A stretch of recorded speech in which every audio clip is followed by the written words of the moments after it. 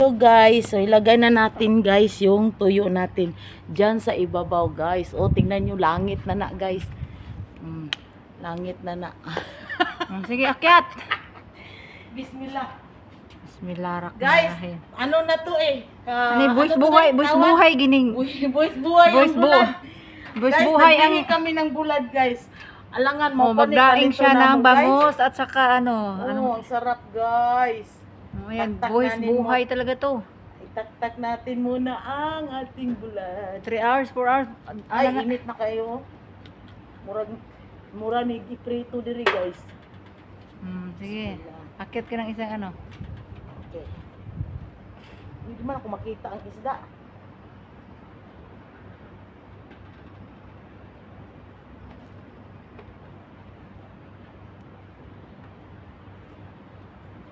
Ay lang, ikuan ang mga ahos. Mayroon na. Wala gani.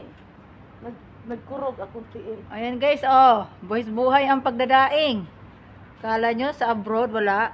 Mayroon din dito. Ayan, sobrang init. Tirik ng init dito guys. Kurog-kurog. Grabe, ang init. Saro di siya mahukuan, mauga diri. Oh, di ba guys?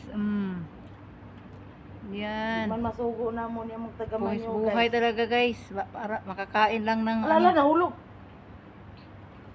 Makakain lang ng daing guys. Kaya mahal dito. Tapos ang alat. Nga, di pa yun kakaon og tarong. Kani guys, mura rani siya di. Ay, mo siya di ka mauga diri. Mainit na magkikaayo ko diri sa babaw. Ala, sana magkasya ka. Kasi idikit-dikit ah.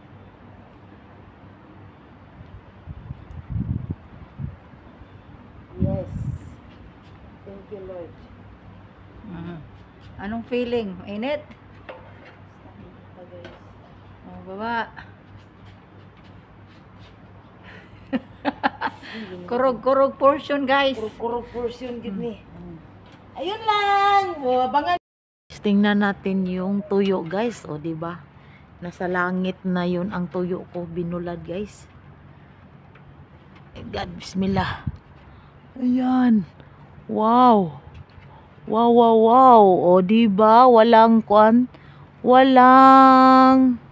ano guys, walang langaw. Oh, tuyong-tuyo siya.